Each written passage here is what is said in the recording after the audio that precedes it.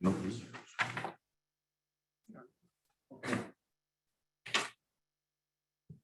I know who honked at you the other day.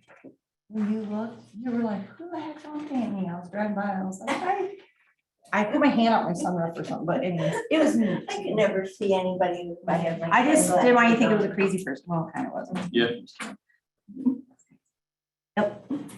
Okay, at this time, it is 6 o'clock. We will begin our pre-meeting and we will begin with roll call, please. Mayor Heath, Present. Mr. House, Present.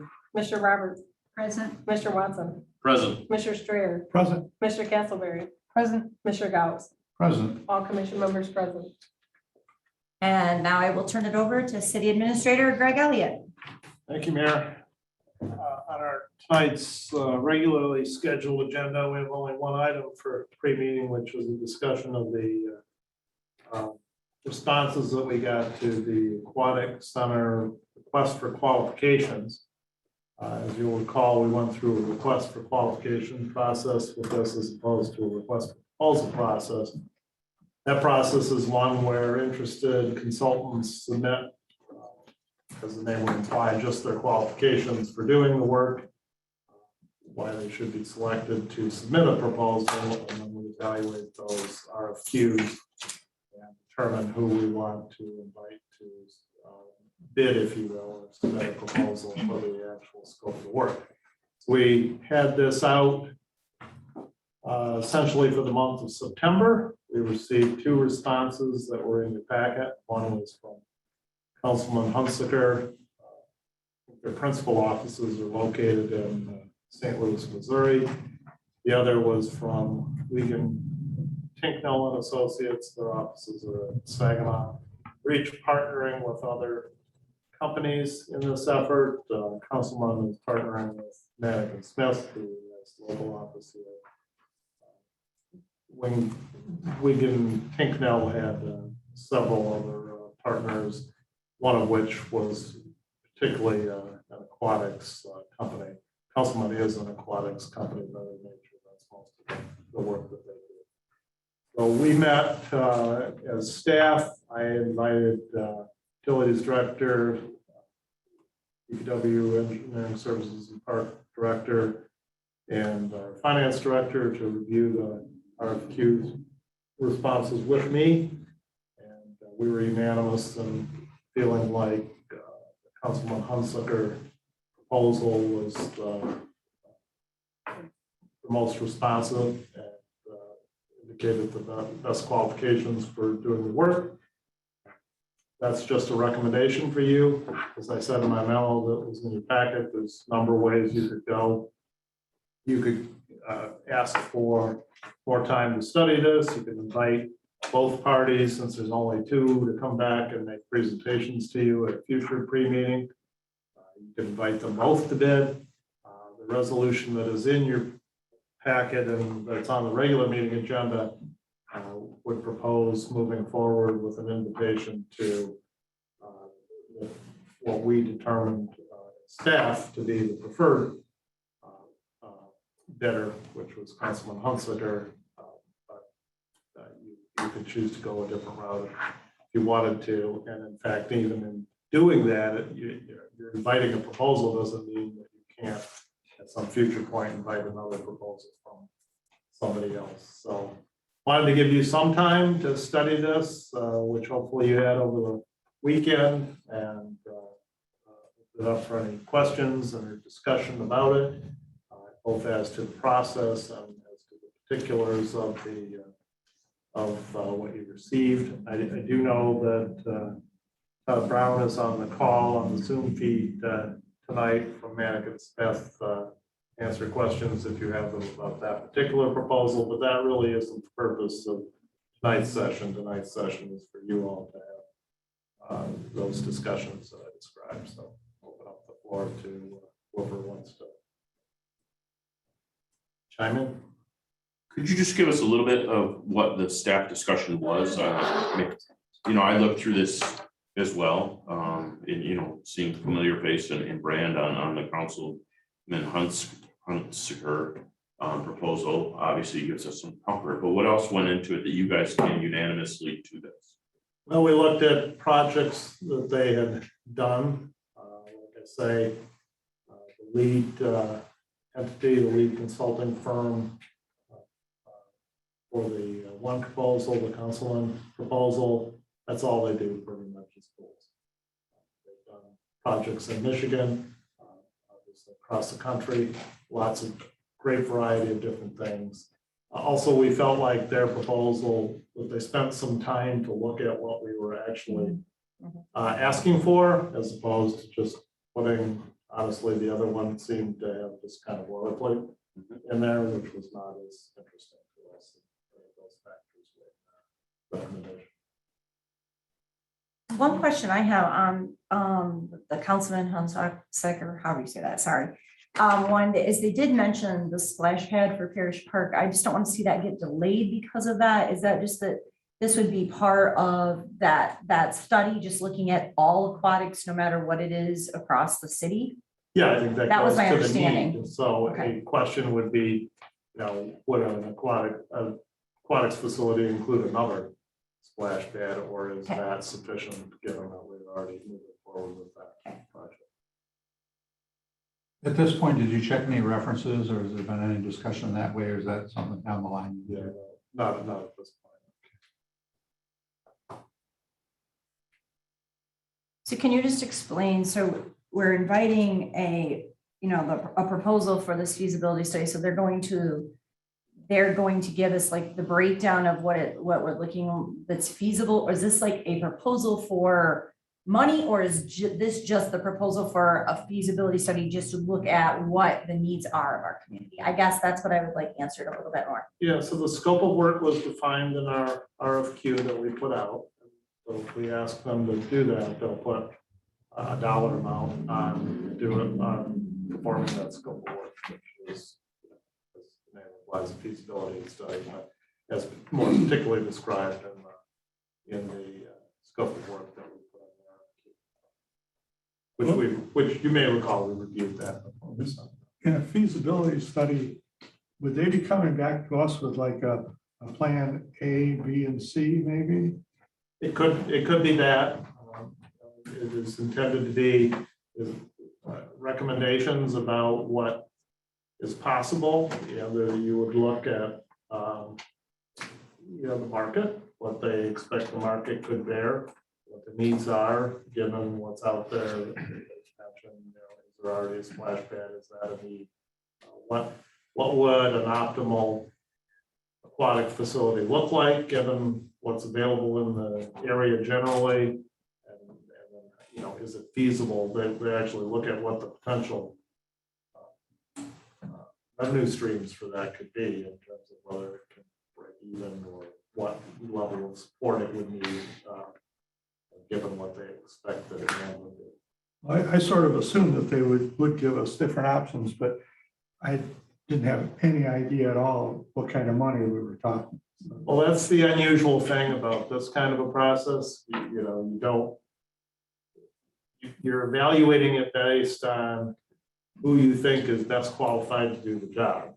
You may get a price tag back that you don't like, and you gotta go a different route. But that is the nature of this process. I mean, it's hard. I mean, we're not in the business, any of us here in the business of either one of these things, so we have to turn to a professional. Both of these seem to be qualified entities. And so, I mean, with a gut instinct or a discussion of staff to go one route versus the other, I'm totally comfortable with that. Especially, it's signing a project to pull together or signing a contract to pull together a scope of a project and where we can go with it, and committing us to a component of the big picture, but the big picture still, it's down the road and it's discussion after discussion away. So if staff feels that Councilman Hunsaker and Manick Smith can take care of it, I'm fine with moving forward with the resolution.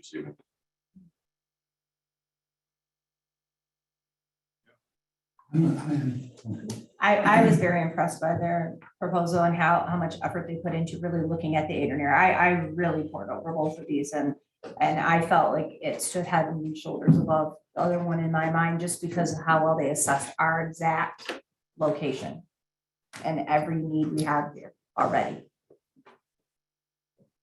Well, I also like that you and brought in some of our qualified staff members to review the proposal, so they know, Will knows what he's doing, Matt knows what he's doing. So I feel comfortable with, and Jason, right? Is that the other one? No, Nathan. Nathan, sorry.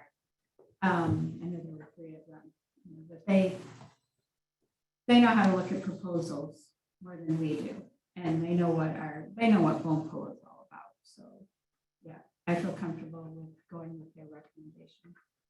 When we selected a consulting engineering firm, which you may recall we did last year at one point, when we signed a contract with Panic and Smith, we used the same process, the four of us. So we had more responses to go through in that case, about 5, but we each individually went through them and ranked them privately, and then in this case, the local 2, so we just sat and discussed that. So there was no discord. We're in 100% agreement on what we recommend. On a project like this, normal to only get 2. I know like Napoleon, Ohio, there's isn't one of these 2, and I can't remember the name of it, but I know it's not these 2 firms that, I drew a lot of parallels to when we were originally started talking about this. I mean, is there any reason to solicit for somebody to submit their qualifications, or is it safe to assume that they just don't have capacity, or they're not interested in the work? Well, I think a lot of folks were aware of it. We got calls from other companies that didn't end up submitting a response, and so I don't think it was a lack of awareness of that. Okay, that's fair. Okay.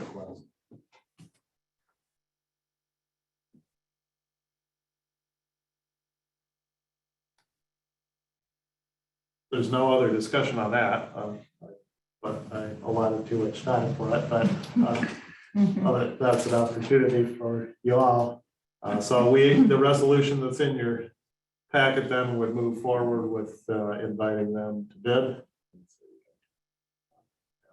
That is your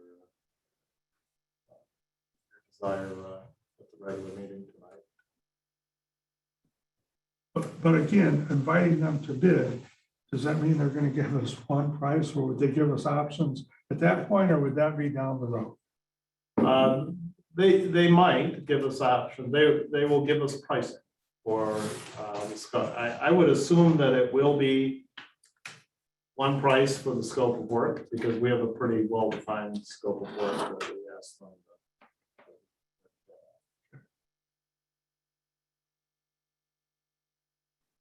Yeah, I'm good with it.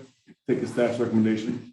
I mean, like Commissioner Roberts said, I'm not, or Commissioner One said, I'm not in the pool business, the aquatic business, so I have no idea what I'm looking at, so trust that they made the right decisions.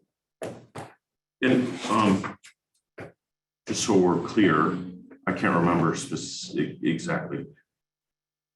Evaluating the city and the possible locations is part of, correct? Yes. Okay.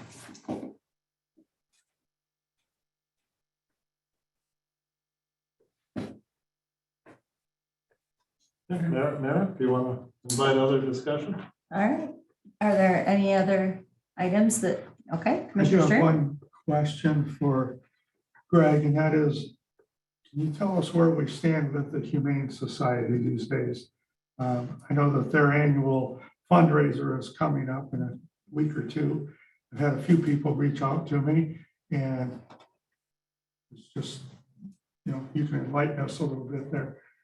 Yeah, council for the city and their council have agreed on a form of contract. Now, city and their council had agreed on a form of contract before, and that didn't get it done, but that was several months ago. But I spoke with Margaret Nelly before the DDA meeting, and she told me that she and Mr. Galuli had agreed on a form of contract, and that she had presented that contract to her client, and ask them to go through and initial each page to indicate their assent. That was the last I had heard. John, do you have any further update from Judge Nelly?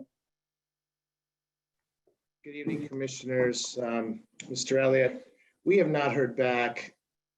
We were advised that there were some contact issues between council and one or more members of the Humane Society. We did give them a proposal about a month ago that Attorney Noe approved. Mr. Elliott and I just heard back from her a week ago, asking some questions about the proration of taxes. We quickly replied with that. It met with Ms. Noe's approval. She now has to take it back to her client for signature. That's been, we've been in the same holding pattern for at least 6 weeks. I believe I sent to the commissioners and Mr. Elliott an email earlier this week, privileged, explaining the process, but that's where we are right now. It's a deal as soon as they sign off on it. The contract's prepared, the terms are favorable to both parties. We're just waiting for signatures. So if and when their board approves it, then I'm gonna bring it back to the city commission again, because if you will recall, when you originally acted on this, you agreed to particular terms that should be included in there, but you didn't really have the contract in front of you, and it's been so long that I think, I'm not comfortable signing it now without putting it back in front of you in its final form. Well, there was some discussion too on where the road was going to be accessed from 52. Yeah, we worked that out. Actually, Todd Brown on our behalf worked with MDOT for them to indicate where they would allow access to that property. There were issues and if you'll recall, back some time ago, we had a letter of intent from a senior living facility as to part of that property as well. And they walked away based on where MDOT was requiring access to be. So if you can picture the property, there's an outlots of residential houses in the middle of the single family residential houses. In the middle of the site. And so they will not allow, because that limits where a taper lane can be, they will not allow it on the north side of those parcels. They'll only allow it to be on the south side. Doesn't really impact the Humane Society. We've now worked out, we have a schematic design of exactly what that road would look like coming in.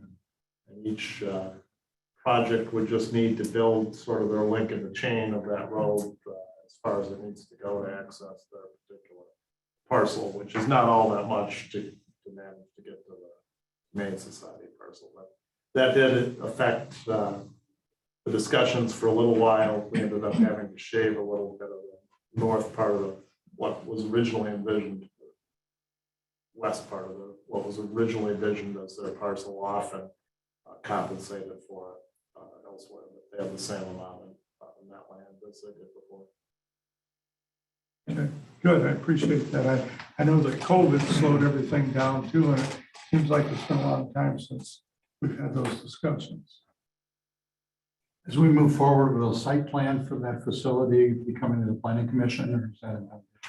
Not just the site plan, but that property oddly is zoned planned unit development, but doesn't have a PUD area plan associated with it. So property really has to be rezoned before it. Thank you.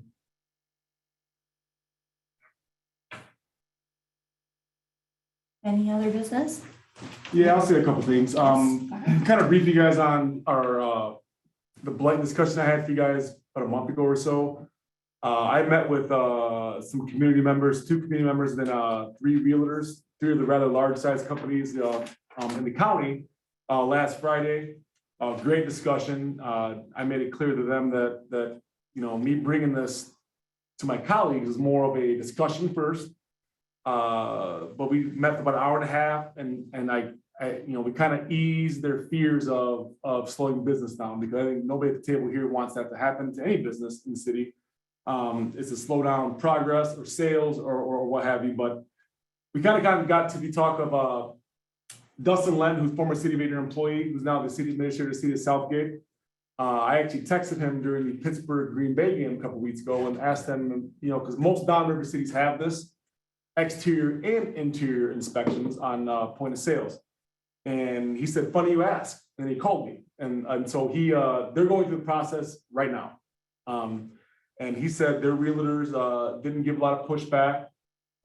They're doing exterior first because they just want to jump into it. And I watched the forum, and I remember the mayor's comment of, she's had people that said that maybe we're going too aggressive, gun-ho all at once. The realtors were open to the idea, and by the time we got done talking, within an hour and a half, they were very receptive to it. Actually, one of the realtors said that about cost of living in Adrian compared to Tecumseh, and we have to figure out a way to not slow sales down, but also to not have rent prices go up based on improvements that we made. That's where your double-edged sword is. So, I truly believe we have an obligation to make sure all of our buildings are up to code and compliance, not only for just the city itself, but for the residents that live there. So Southgate is doing exterior first, because that's when you first drive in the city. That's what you see is aesthetics on the outside. So more so like, handrails, paint, chip paint, roof, as long as they have broken windows, siding, stuff like that.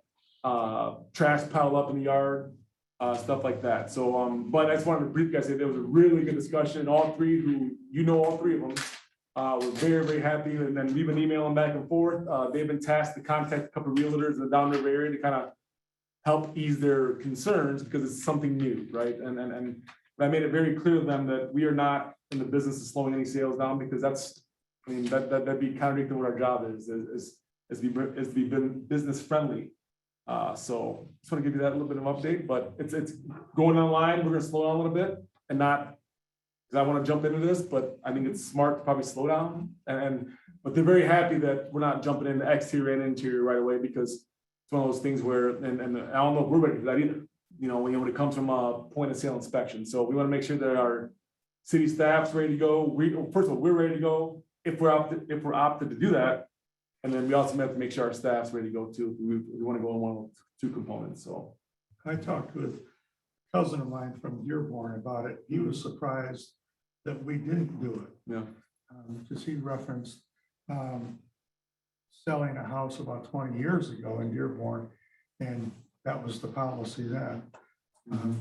When in the discussion that you were involved with, did that include all homes, or was it just rentals? all homes, and we kind of talked about like, well, what if somebody doesn't have the money to fix it up? And so that's when we talked about, the city, because I think we're all committed to throwing money at this too, from like a low interest loan, people that qualify, stuff like that. Because again, we want to make sure that we're not slowing down sales, but also want to make sure that our properties are cleaned up too. So, we talked about that, just rentals. I assured them that we are getting a ton of traction on that, because if you look at our packets, we're getting a lot of traction when it comes to code enforcement, but I think this is just a way long-term to make sure that every building in the city is safe, and also from a tenant standpoint, because some of these houses are deplorable, and so if we don't, and I told one of the realtors, there was a reason why we had a couple folks in that meeting, the last meeting, which we weren't even voting on. They were there for a couple landlords that were there that we all know, you pay attention a little bit in the crowd, that it's, and then one of the community members asked, all right, well, will landlords start dumping their properties? And that's a possibility, I guess, but the times of just coming in here and making a lot of money off our citizens has to come to an end. It's especially people that are living in unsafe, deplorable situations. So, Was there any discussion about if we implement this, does it raise the cost of our housing? well, sure it does. Because Was that, okay, so that, in my mind, that would be in effect, but because our median income in Adrian is drastically low, lower than many communities around, is that going to hurt people who want to say want to buy their first home? Or is it going to push a group of people out of that, out buying a house at all? And that is double-edged sword. How does it raise the cost of housing? Because like, for example, my rentals, I gotta put a whole brand new concrete porch on it, you know, and that's that's a capital improvement that actually, you know, increases the value of your home, like windows, that increases the value of roofs, siding, things like that. So you got chip siding on, you know, on your house, you have to get replaced, or you got a falling down porch. You know, if you replace that, you know, the appraisal value will come in higher. So, but, you know, we do have a housing issue. You know, and so that's what the double-edged sword is. It's because one of the realtors, they brought up Jake again, and one of the realtors had some rentals, and he goes, man, he came in and now I gotta spend some money. I go, well, welcome to the show. I mean, you're in that business, that's a business, you know, and you gotta maintain your properties, you know. So it raises values, but also it's just, I'm more concerned about some of the conditions that people live in, let alone not necessarily the landlords right now. It's like, because there's some bad ones. There's some bad homes. So a question I keep getting is, what's the difference between this inspection and the home inspection a buyer would get? They would pay for a home inspection, and who pays for this one, the buyer or the seller? That's the question I've gotten a couple times. Because if you're in a rental business, you're gonna fix what they tell you to fix, what the city tells you to fix, essentially.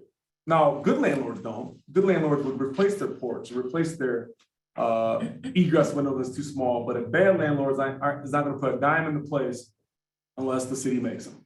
You know, so that's the difference is, when, you know, I got an inspection on that, on my bursary house, and then they don't look for the things the city looks for, you know. They'll tell you that, you gotta replace the porch soon. They didn't tell you that it's violating code. So that's the difference. They'll tell you the roof, you got some shingles that need to be replaced, but they don't tell you, you have to fix it, you know, or your garage door won't open correctly. Well, you gotta fix it. They'll tell you that, but they won't enforce it. So that's when you kind of go back to the landlord component of it is, again, that's not all landlords. I mean, we have some good ones in the city, but we got a handful of bad ones that own a lot of properties.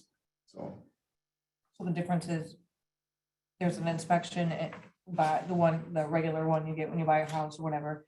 And this one is one that's gonna make sure that we bring that house up to code. right, at least up to code. See, 'cause like, you know, a lot of times you get in a rental business, it's all about, you know, positive cash flow, you know, they're leveraging the bank's money. So they're not, you know, they don't care about that. And as long as they have that $500 window, like they're getting extra after all costs are paid, they're not gonna fix it. You know, so that's the difference is that, you know, it's an owner occupied is not as bad, because obviously if you live there, it's different. I mean, people usually, if they own a home, they'll take care of it, you know, better if they were to rent, but yeah, I mean, it's And does it have to be up to code before the sale, or is there a buffer? Or- yeah, I mean, we just actually, one of the really, Joe Addy just emailed us and said that he called the guy from the downriver area, and they would put the money into an escrow account.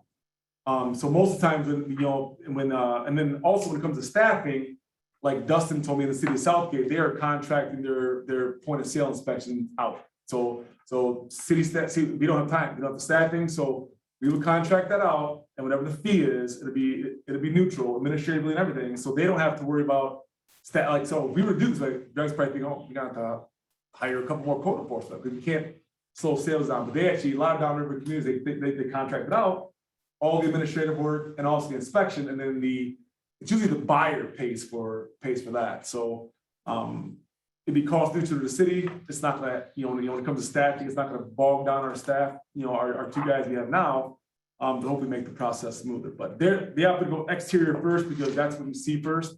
And they're actually one of the last cities outside Brownstown, and them are the last cities in downriver that you know, they actually have it, or they're going forward with getting it, so. But the buyer pays for that. Pays for the inspection. Right. And then, so I saw it on one of the cities, I don't remember which one, that, so you got a seller and a buyer, and we do the inspection, we say it's gonna cost $10,000 to fix X, Y, and Z.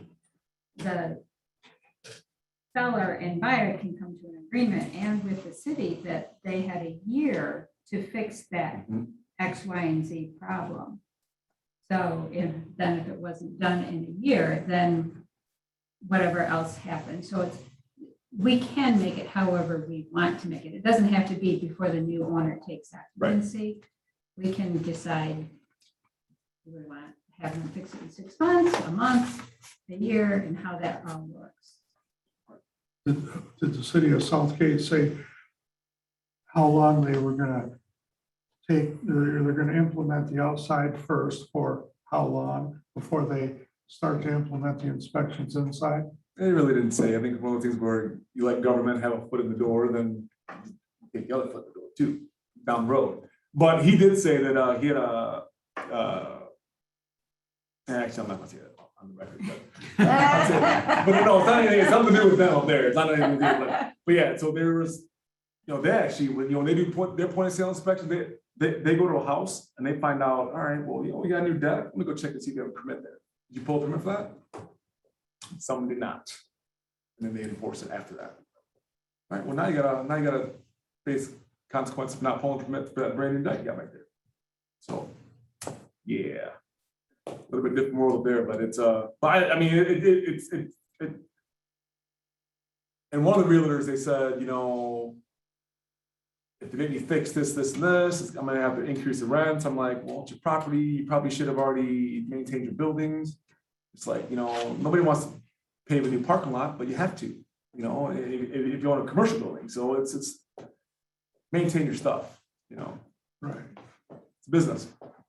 Yeah, I personally don't have a lot of pushback on it because I think ultimately the city wins and the citizens win. I guess I'm just concerned because we seem to have a very low medium income that, there are gonna be people that are gonna get pushed out of buying a home.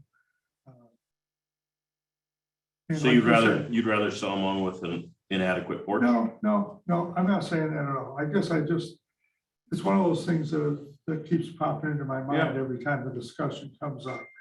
And I do think that that's probably a short-term problem rather than a long-term problem, because I hope that long-term, we do have some more jobs and. But it's also a negotiating piece for a buyer, right?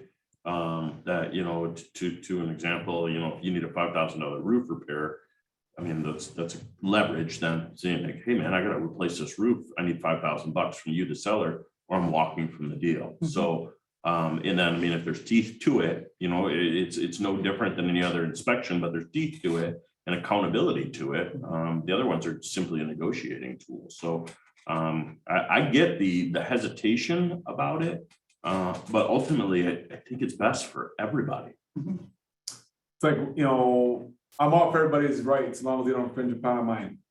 That's just the way it is. So if I'm living next door to Brad, and he's got a bunch of holes, he got broken windows and siding's falling off and his porch is falling through. It's like, that's my business now too, And when it comes to median income, like, I don't, the city V course, I don't know what the median income is. I know they're not a very affluent community when it comes to resources, so, and they have it. So, but it is a double-edged sword because we're thinking about our citizens first, like we always should and do. But we also have to look out for the safety of them, in some of these homes, they actually have to raise a family in. Because I was on Facebook and one of the social media groups were talking about this gal that rented this house and the pictures were just crazy. I mean, crazy that somebody actually raised a family in that environment. You see I this? saw that, Yeah, I mean, it's a shame on that landlord, really. So. Ellen, I was reviewing the strategic plan last night and I must have missed this before, but our median income is drastically reduced because of all the college students that have to get counted in our census. Is that correct? That's what it read as. That there were several times in the report that said, essentially there was a big asterisk that said, this could be skewed because of college students who don't have jobs, who don't make money. So, Certainly college students get counted in the census, that is true. Now, if you were to look at the median income for Ann Arbor, I don't think it would probably be all that long. There's a whole load of college students that are counting. I don't know that that's a, But when I we're don't know thinking that that about really surrounding. skews it as much towns, as they would suggest that it does. you know, I was looking at, okay, well, we're looking at surrounding towns and we're evaluating our median income versus Tecumseh's median income. There's going to be a difference because the college students fall in our median income. And Tecumseh just doesn't have the college students, I would assume, living there. Yeah, I don't know if that's factored in or not. So I Never would, thought I of that. would really like to know what our median income is without any college. Like a true number. Yeah, Mhm, a true mhm. number. Yes. Could Giffords Webster or help us with that? Or, I mean, they've been looking at all those numbers. And now you're asking the question, I don't know if there is, and honestly, the raw data for the census hasn't been available yet, Right. only Good point. cumulative data, but I don't know if that's something you can call out or not. And I guess you could look at tracks where college students are likely to live and compare those to other tracks that, where they pretty It would be clearly don't difficult to live and see what decipher, that means. but- And out of town people coming in to go to school, like people that live here that are working full-time and going to school, we probably have a lot to read through to figure that number out.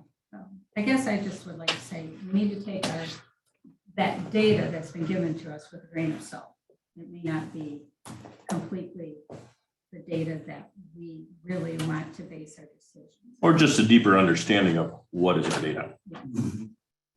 and who's looking to buy houses or who's looking to transact now. I mean, But overall, it was a really good meeting, and then, they're excited that we got to the table to kind of talk us over, because again, we want to be partners with them, not roadblocks when it comes to them operating their business. But it was very, very, I was very encouraged to come out of that we'll be on the same page, down the road once we talk about it again officially, so. And to kind of go along with that, I had a really good meeting today with impromptu, it wasn't planned, but with Glenn and Greg, and, just to kind of update what we thought. If we brought on Jake, start doing rental inspections, that frees up Glenn. That's exactly what's happening. I said, hey, I just want to bring this up to you, Greg, but Glenn just happened to be in there, and I'm like, I've had complaints on this, and this, commercial properties, by the way, not residential. And literally Glenn's like, yep, this is where this is for this. Yep, I know this. And like all of those were immediate because he's like, I finally have the time and I'm staying on that. And I noticed that too. And like, and was like updating, and it's being tracked now, and it's being watched, and things are going back and being looked at to make sure it hasn't been a repeat. And there's going to be, it just seems like there's some really good traction when it comes to properties where things have been dumped, that, like maybe a commercial property that hadn't been watched in the past. So that is very encouraging, and what we really wanted to accomplish by bringing on another code enforcer, it really looks like it is definitely working in our favor and happening that way, like we had hoped. I have a question for the group. I think we're all aware of the project that the county's looking at, the Phoenix project for their athletic center over on the old Tecumseh products site.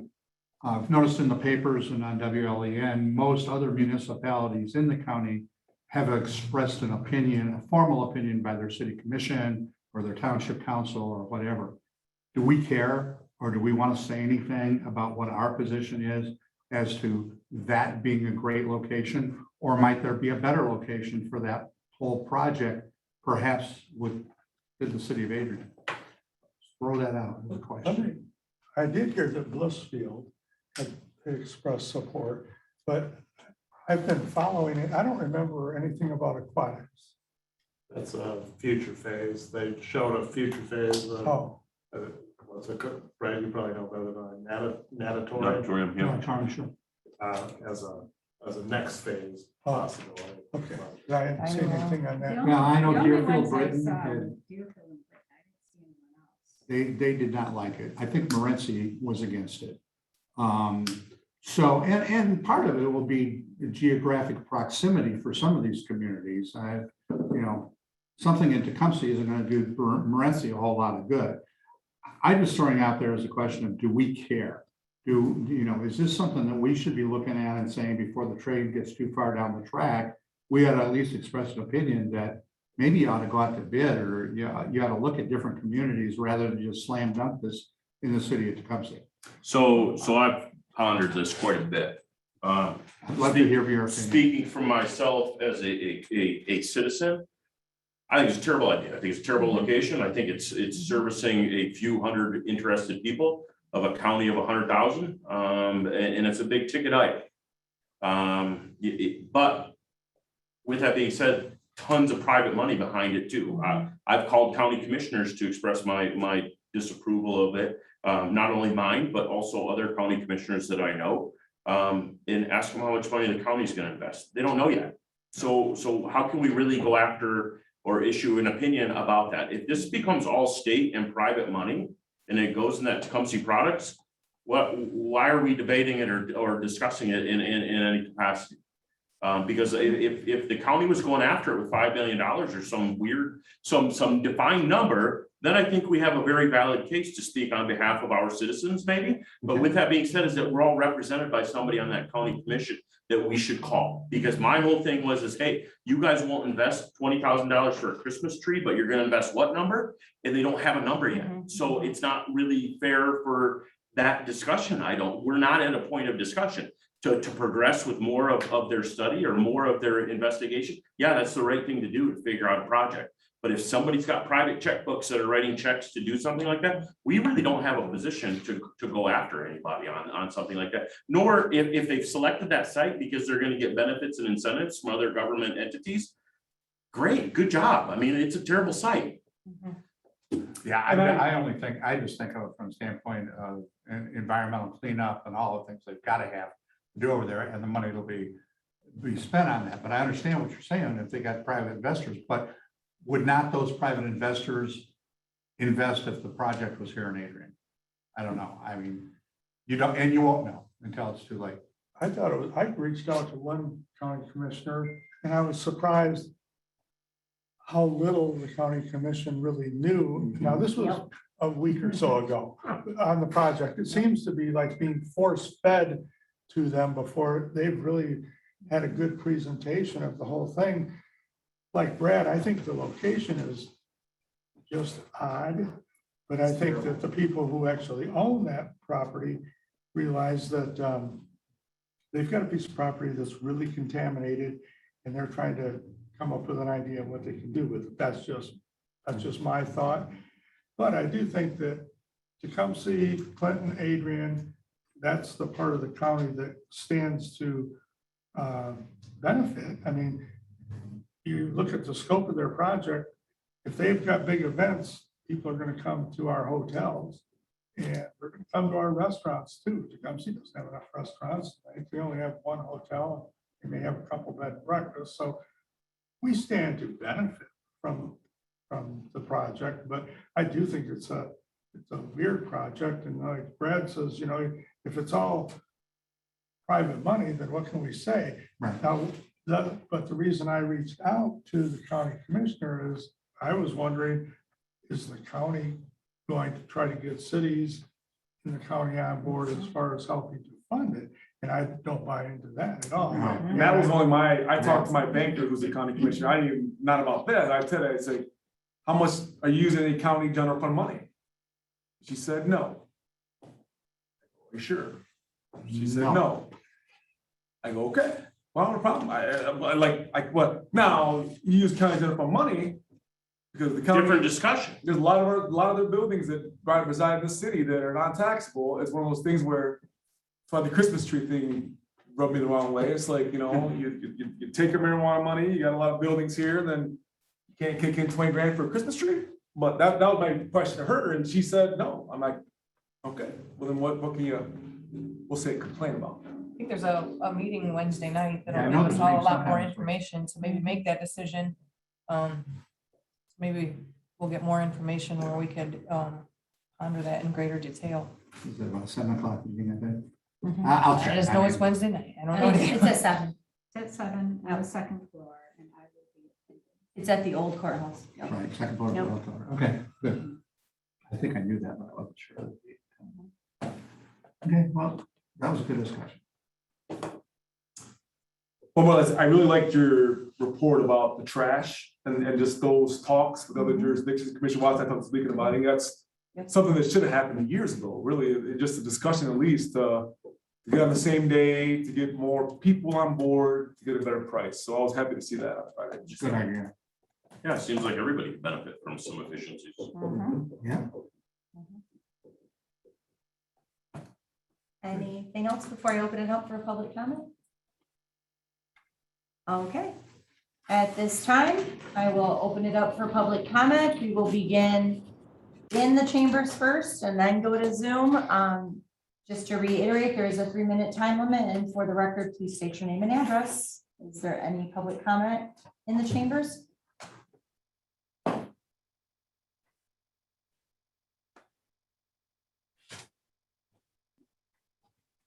Hearing none, we will open it up now on Zoom for public comment. Are there any public comments on Zoom?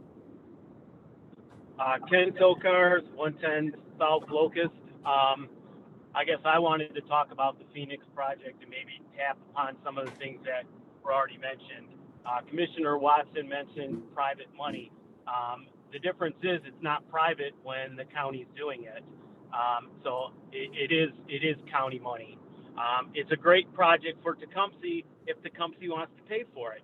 And I really think this commission should take a stance on it and tell the county commissioners that it should not be a county project. If Tecumseh wants to do it, let Tecumseh voters pass a millage. I mean, you guys are sitting there, you're going to look at paying for a pool that's going to more or less be a county pool, where if someone had been talking to the county commissioners, they're planning on putting a pool there, you could have said, hey, we'll kick in $4 million, put the pool here. But that communication isn't taking place.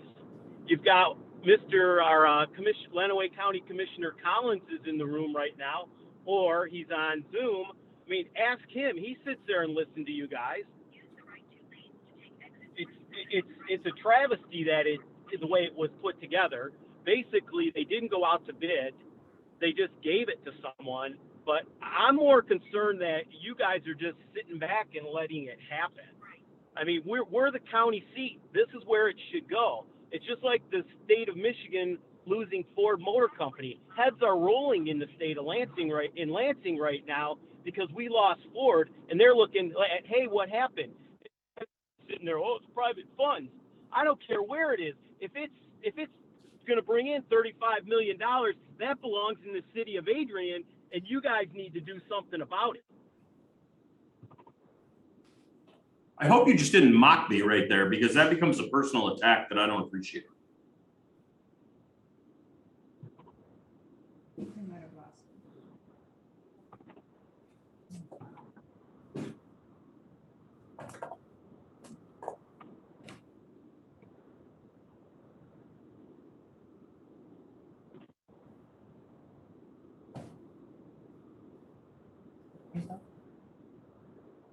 Hearing no more public comment, may I get a motion to adjourn? So to adjourn. Support. All in favor, say aye. Aye. I have a really quick question. NAACP Freedom Fund banquet.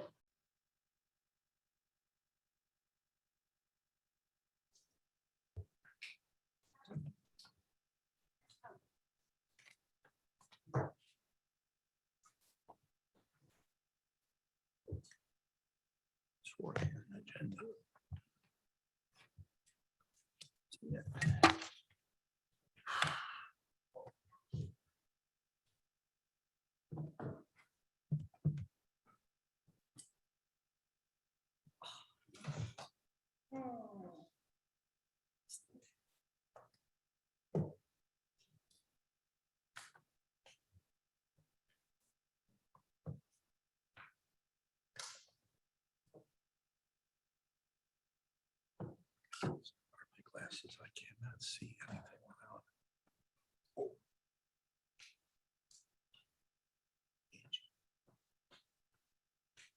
Set up a special meeting based on what Bill Lee said today.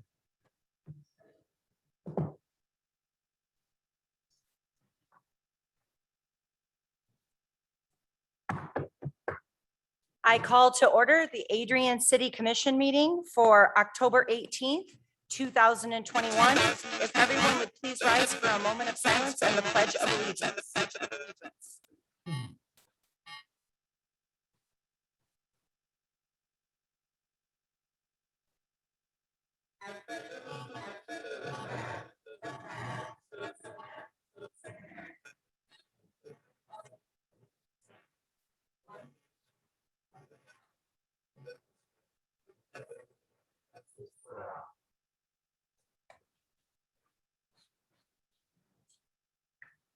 Roll call, please. Mayor Heath, Present. Commissioner Hou, Present. Commissioner Roberts, Present. Commissioner Watson, Present. Commissioner Strayer, Present. Commissioner Castleberry, Present. Commissioner Gauss, Present. all commission members present.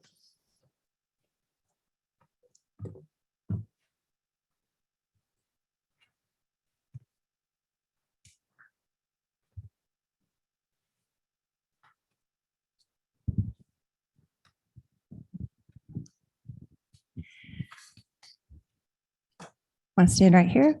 We're going to be doing a proclamation tonight in honor of being Domestic Violence Awareness Month.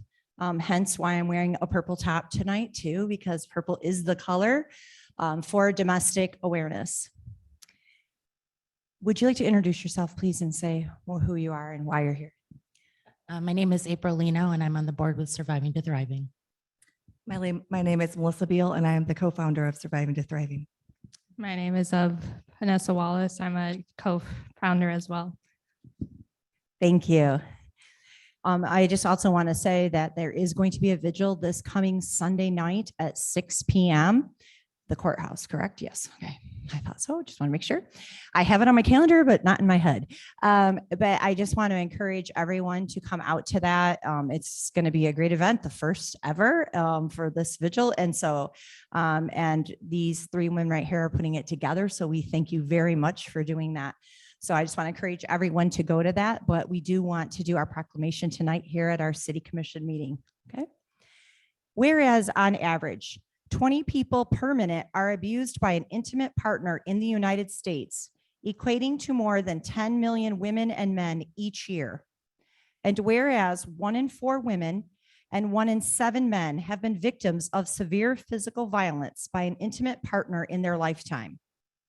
And whereas on a typical day, there are more than 20,000 calls placed to domestic violence hotlines nationwide. And whereas 1 in 15 children are exposed to intimate partner violence each year. And whereas acts of domestic violence can take the form of physical, emotional, sexual, psychological, and economic abuse. And whereas Domestic Violence Awareness Month provides an excellent opportunity for citizens to learn more about preventing domestic violence and to show support for the organizations and individuals who provide critical services and assistance to victims. Now, therefore, I, Angela Sword Heath, Mayor of the City of Adrian, do hereby proclaim the month of October as Domestic Violence Awareness Month and encourage all citizens to stand together against domestic violence and to offer support and understanding to survivors and participate in domestic violence awareness activities.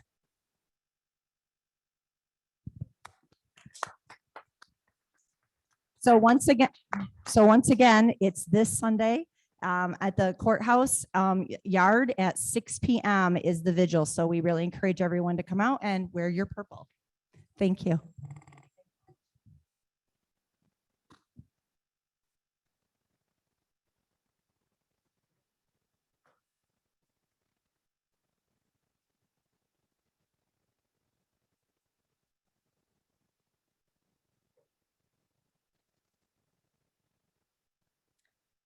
Moving on to the consent agenda. May I get a motion to adopt the consent agenda? Move to adopt. Support, Castleberry. I have a motion from Commissioner Watson with a second from Commissioner Castleberry. Roll call, please. Commissioner Hou, Yes.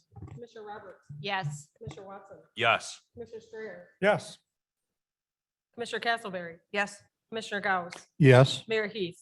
Yes. Consent agenda approved by unanimous vote. Sorry about this. Just a second. There we go. I had it far back. Okay. At this time, we are going to do special order 1. It's a public hearing to hear and consider comments regarding the proposed downtown parking special assessment. At this time, I now call the special hearing to order. Are there any comments?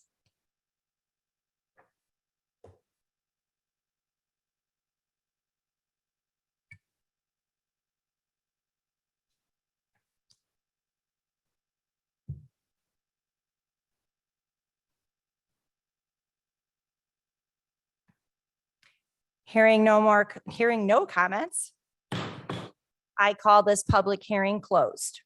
Moving on to our regular agenda. Resolution R21-162 is from Community Development. It is a resolution to approve distribution of the comprehensive master plan draft. May I get a motion to adopt the resolution? Move we adopt the resolution. Support.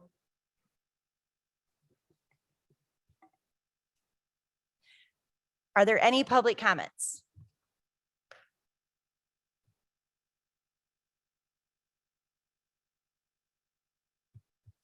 Are there any commissioner comments? I have a motion from Commissioner Halt with a second from Commissioner Roberts and Commissioner Strayer. Roll call, please. Commissioner Roberts, Yes. Commissioner Watson, Yes. Commissioner Strayer, Yes. Commissioner Castleberry, Yes. Commissioner Gauss, Yes. Mayor Heath, Yes. Commissioner Halt. Yes. Resolution adopted by unanimous vote. Resolution R21-163 is from administration. It is a resolution to invite a proposal for an aquatic center feasibility study. May I get a motion to adopt the resolution? Move to adopt the resolution, Gauss. Support. Are there any public comments?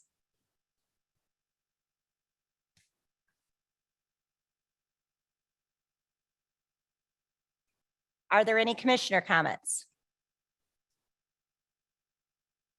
Commissioner Watson? This is a very exciting first step towards hopefully the completion of some sort of outdoor aquatics facility, or maybe indoor aquatics facility, depending on what comes back. So this is very exciting for me.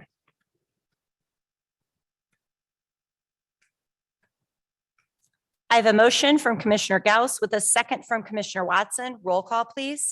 Commissioner Watson, Yes. Commissioner Strayer, Yes. Commissioner Castleberry, Yes. Commissioner Gauss, Yes. Mayor Heath, Yes. Commissioner Halt, Yes. Commissioner Roberts. Yes. Resolution adopted by unanimous vote. Commissioners, there are miscellaneous reports in your packets. Are there any questions or comments on those reports?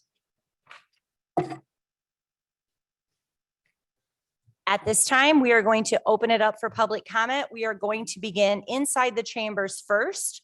Just to reiterate, if you have any public comment, there is a 3-minute time limit, which will be displayed on the screen. And for the record, please state your name and address.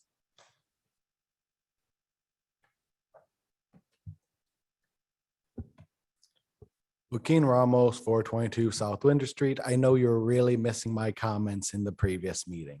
I don't really have a whole lot, but I do have a few for this meeting. Of course, I still don't really like the consent agenda. I feel like those few minutes it takes to do another motion, another one really isn't that big of a deal and should go ahead and be done that way instead of the consent agenda, but that's my feelings on it. I also don't like the 3-minute time limit, but I've talked about that before.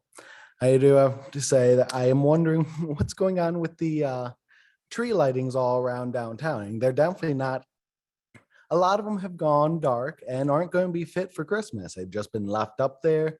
So I don't know what we're going to be doing with all those lights. And maybe it's some of them aren't plugged in. I don't know. I really feel it's necessary to look at them that closely, considering they've been there for almost a year now. But the thing I want to talk to you about the most is unsurprisingly A3 related. I'm the A3 chair. So I want to let you all know that we're having a little Halloween event on the 29th at 5 p.m. in Parish Park. We welcome you to come. You can come dressed as normal, dressed officially, or dressed in costume. We welcome all of those options. And we plan to give out some candy. We're hoping that a few other organizations are indeed planning to be there to pass out candy as well. And if any of you know organizations that would like to pass out candy, you can get a hold of me or D'Angelo, and we'll be happy to talk to you. and talk to them. And we just invite you to come out there and be part of the festivities.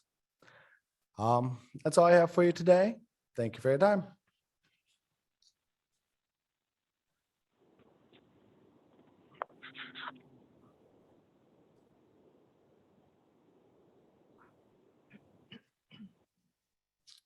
Hello, my name is Dorothy Schmidt, and I live at 428 Elm Street in Adrian. I am here because I have such an absence of information to make decisions myself. The amount of election information, for example, is so scanty. I only know the names of the people who are running. I know nothing about what's going on in the city anymore because it's all online while I'm at work.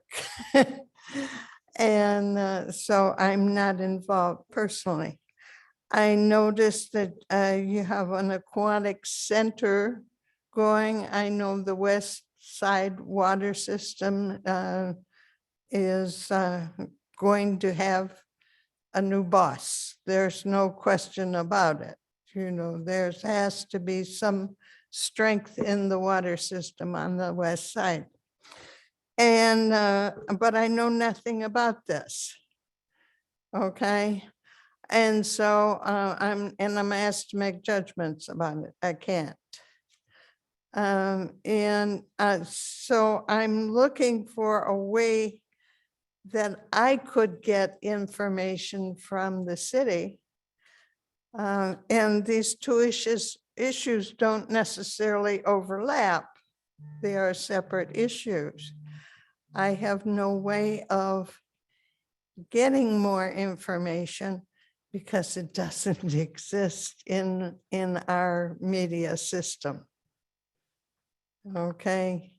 I used to be able to just go to the library, get biographies. I could address issues at a forum, election forum. Those things are missing this year. So we're working on seeing what we can do about getting the information we need to make competent decisions. And if I could get your help, I'd most appreciate it.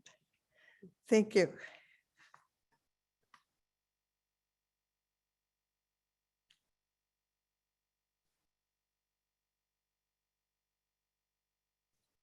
Hearing no more public comment inside the chambers, we will now open it up for public comment on Zoom. You will also be able to see the time limit displayed there. And please also state your name and address if participating via Zoom. Ken Tokars, 110 South. I'm talking tonight about the street light and the failure of the Adrian City Commission to create a special assessment district for downtown properties. I did look at the ethics policy, and I want to read you a couple things from the intent on the ethics policy. Section 4 under intent, item 2, giving preferential treatment to any organization. In my opinion, the city is not creating an equitable special assessment districts when they charge homeowners for curb and gutter replacement and do not create a special assessment district for DDA properties when they install streetlights. Another part of the intent, section 4, item 3, losing complete independence or impartiality of action. The city commission does this when they did not create a special assessment district for the streetlights. Section 4, item 5, affecting adversely the confidence of the public or the integrity of city government. Ask anyone who has had a special assessment district created against their property if they think it is fair not to create equitable special assessment districts for DDA properties, and they will tell you that you are affecting the integrity of your office. Section 4, item 6, impeding government efficiency or economy. When resources are not recaptured by purchasing streetlights, that money could be used elsewhere. When you do not create special assessment districts for things specific to the DDA properties, you are impeding the efficiency and economy of the government because they are losing revenues that could be used elsewhere. Under our current system, we buy new streetlights in the downtown area every 20 to 25 years. Do you think that downtown properties would look at these expenditures differently or do a little bit more to maintain them if they were picking up some of the costs? The city does not put streetlights in front of my house. They don't plant flowers in front of my house. They don't water flowers in front of my house, and they do nothing to help me out with the snow. I just don't think that the city is recouping these costs, and I think you really need to address this. Thank you.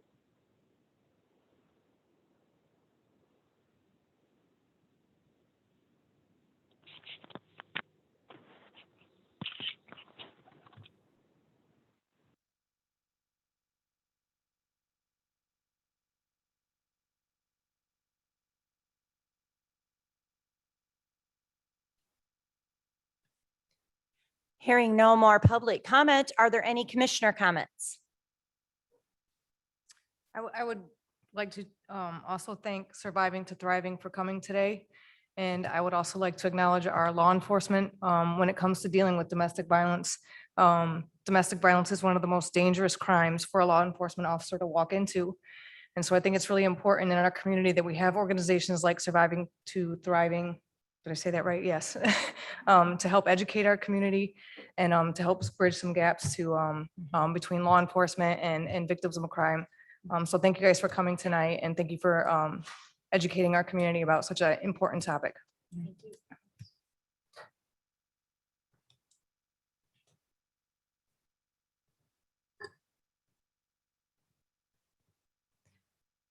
Well, before we do a motion to adjourn, I would just like to acknowledge that it is our city administrator's birthday today. So thank you for sharing your birthday with us tonight at the meeting. But may I get a motion to adjourn? Motion to sing happy birthday. I have a motion from Commissioner Roberts with a second from Commissioner Halt. All in favor, say aye. Aye. Aye. Meeting is adjourned. Thank you.